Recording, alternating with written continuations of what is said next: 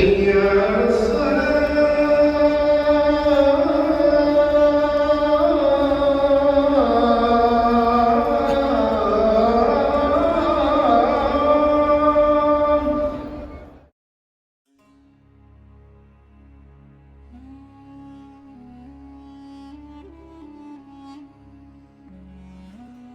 अस्सलाम वालेकुम जी। तो अपनी फ़र्स्ट एपिसोड के अंदर मैंने कवर की थी 3 इम्पोर्टेंट ज़ियारत, जिसमें सबसे पहले तो हिज्र अस्वद की, दूसरी मकाम इब्राहीम और तीसरी वो जगह जहाँ से रसूलुल्लाह सल्लल्लाहु अलैहि वसल्लम बुराक पे बैठ के बैतुल मुक़द्दस के सफ़र पे गए थे। चलें, तो इस सेकंड एपिसोड के अंदर मैं सही मुकम्मल करूँगा अपने उम्रे की और आपको विज़िट कराऊँगा सफ़ा और मरवा, और इसके बीच एक सबसे इम्पोर्टेंट ज़ियारत जो कि है दारुल अरकम। जी, तो अब मैं मिताफ़ से जो है सही करने के लिए जा रहा हूँ सफ़ा पहाड़ की तरफ। आप देख सकते हैं यहाँ की टाइल्स मोज़ाइक किस्म की टाइल्स लगाई गई हैं। ये ख़ास तौर पे इसलिए लगाई गई हैं कि हाजी जो इस टाइम ये चढ़ाई चढ़ रहे हैं वो ईज़िली मूव कर सकें, वो स्लिप ना हो, क्योंकि जिस टाइम ज़मज़म पी के लोग सफ़ा की तरफ जाते हैं तो स्लिपरी से पाँव हुए होते हैं। सो हर तरह से इस मस्जिद को इस तरीके से डिज़ाइन किया गया है कि लोगों के लिए जितनी आसानी और सेफ्टी की जा सके वो हो।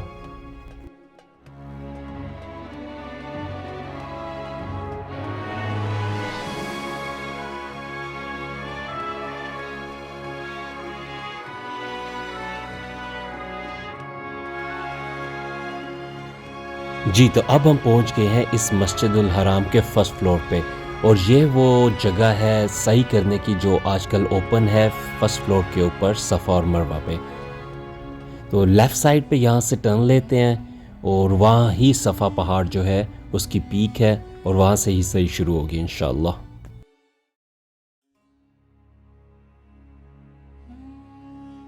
सफ़ा पहाड़ की एक तरफ तो खाना काबा है, और सफ़ा पहाड़ के दूसरी तरफ जो इलाके हैं ये वो इलाके हैं जहाँ पे बनु हाशिम के कबीले आबाद थे, और यही वो जगह है जहाँ रसूलुल्लाह सल्लल्लाहु अलैहि वसल्लम भी रहा करते थे।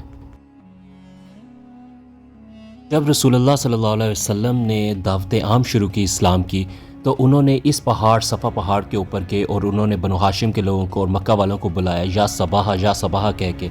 और जब वो सब लोग इकट्ठे हो गए तो रसूलुल्लाह सल्लल्लाहु अलैहि वसल्लम ने इसी पहाड़ पे खड़े होकर कहा कि अगर मैं तुम्हें कहूँ कि इस पहाड़ की दूसरी साइड पे जो वादी है वहाँ पे एक बड़ी फ़ौज तुम पे हमला करने के लिए तैयार है, तो क्या तुम मेरी बात मान लोगे? सब ने कहा जी हम मान लेंगे, आपको हमने हमेशा सच्चा पाया। जिसके जवाब में फिर रसूलुल्लाह सल्लल्लाहु अलैहि वसल्लम ने फरमाया तो फिर मैं तुम्हें डराता हूँ उस अज़ाब अज़ीम से जो एक दिन आने वाला है। इसके ऊपर अबू लहाब ने रसूलुल्लाह सल्लल्लाहु अलैहि वसल्लम के बारे में कुछ बुरा भला कहा, और फिर तब्बत जदा जो सूरत है वो नाजिल हुई। सो ये सफ़ा पहाड़ से मुतल्लिक एक बहुत ही इंपॉर्टेंट सल्लल्लाहु अलैहि वसल्लम की ज़िंदगी का वाक़या है जो मक्की दौर में हुआ था।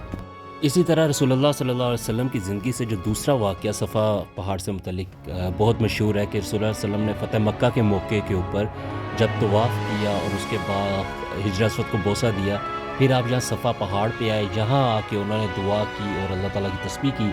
उसके बाद उन्होंने वो आम माफ़ी का ऐलान फरमाया था। इस टाइम मैं सफ़ा पहाड़ की जिस जगह से गुज़र रहा हूँ ये वो जगह है जहाँ दारुल अरकम होता था।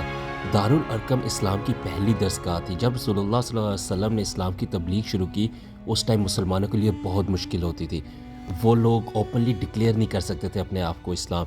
तो जो हज़रत अरकम रज़ियल्लाहु अन्हु थे वो 12-14 साल उनकी उम्र थी, उन्होंने अपने इस घर को जो है मुसलमानों के लिए वफ़ किया था। रसूलुल्लाह सल्लल्लाहु अलैहि वसल्लम यहीं से दीन की तालीम का काम करते थे, और यही वो जगह है जहाँ हज़रत उमर बिन ख़त्ताब रज़ियल्लाहु अन्हु आए थे रसूलुल्लाह सल्लल्लाहु अलैहि वसल्लम के पास शहादत देने और इस्लाम कबूल करने।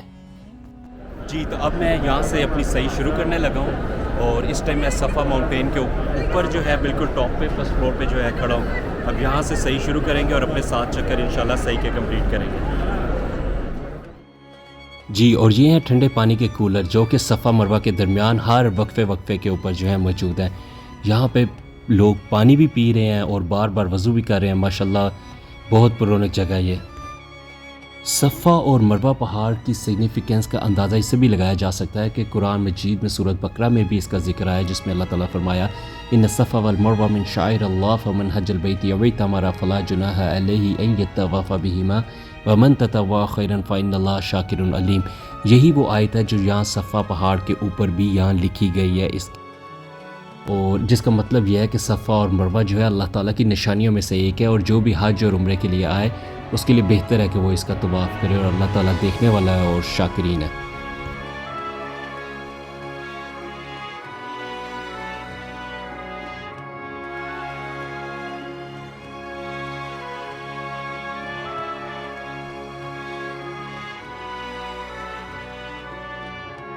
जी, तो इस टाइम मैं मौजूद हूँ मरवा पहाड़ के ऊपर।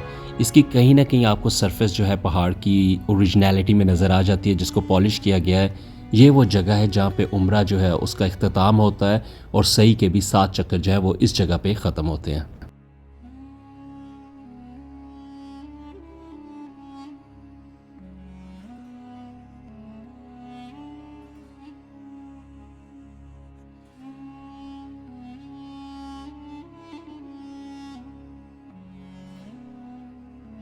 जी माशाल्लाह उम्रा जो है मुकम्मल हुआ है। अभी मैंने मरवा के ऊपर जो है अपनी सही को मुकम्मल किया है। बहुत ही खुशी हुई और बहुत ही ज़्यादा मज़ा आया।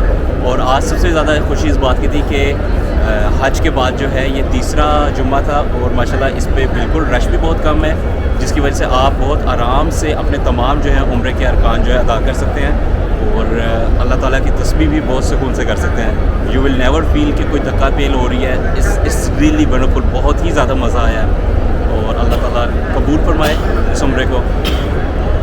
अभी भी कुछ हमारे पास इर्द गिर्द आप देखेंगे कि कुछ हाजी लोग मौजूद हैं। ये लोग हज करके इनकी अभी तक फ़्लाइट्स जो हैं वो नहीं गई, मेरा ख्याल है, और शायद हफ्ते 2 हफ्ते के अंदर ये सब फ़्लाइट्स जो हैं वो चली जाएंगी।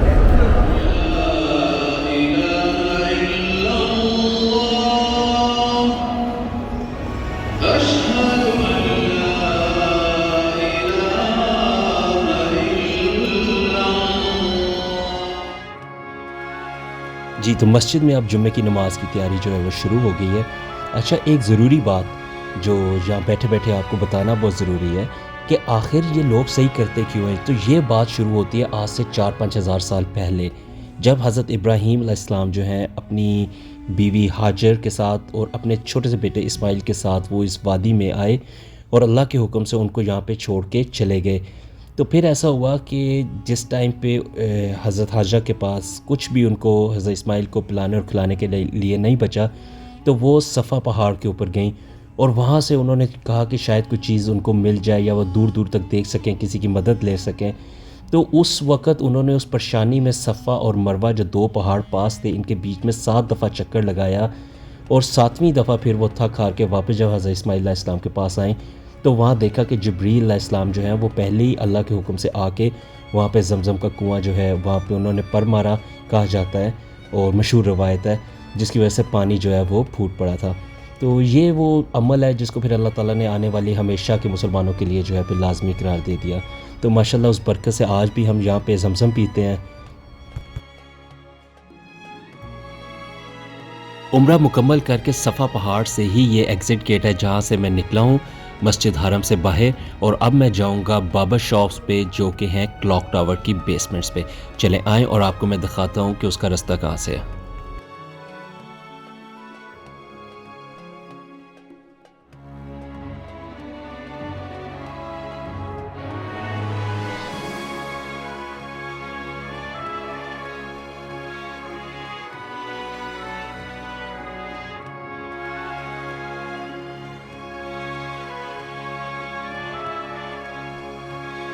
तो right in front of King Abdul Aziz gate of Masjid Haram आपको ये एक बोर्ड छोटा सा नज़र आएगा, टू कुदई बस स्टेशन। इसके साथ ही ये छोटा सा रास्ता है जो जाता है क्लॉक टावर की बेसमेंट की तरफ, और वहीं पर है तकरीबन कोई 50-60 बाबर शॉप्स।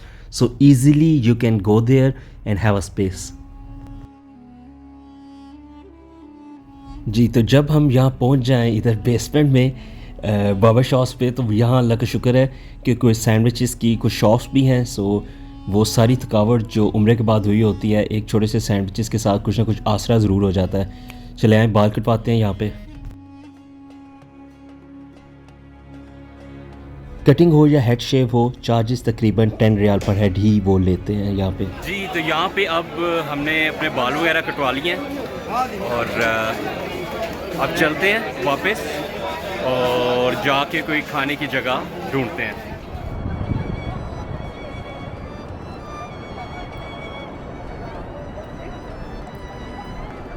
मैं अपनी नेक्स्ट एपिसोड के अंदर कवर करूँगा क्लॉक टावर में मौजूद बेशुमार किस्म की फ़ूड ऑप्शंस। यहाँ पे आपको ब्रोस, शवारमास, देसी खाने, पिज़्ज़ाज़, पास्ताज़, एवरीथिंग। टर्किश फूड्स भी हैं यहाँ पे, अरेबिक फूड्स भी हैं, हर किस्म की यानी वैरायटी ऑफ फूड यहाँ पे अवेलेबल है। इन सबको विज़िट करते हैं नेक्स्ट एपिसोड में। Stay tuned. अगर आपको वीडियो पसंद आई है तो चैनल को सब्सक्राइब करें, वीडियो को लाइक करें और अपने दोस्त अहबाब के साथ शेयर करें ताकि और भी ऐसी वीडियोस आप तक पहुंचती रहें।